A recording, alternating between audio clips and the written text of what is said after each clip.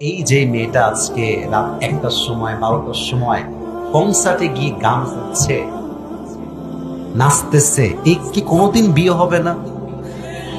আরে কথা কোন বিয়ে হবে না?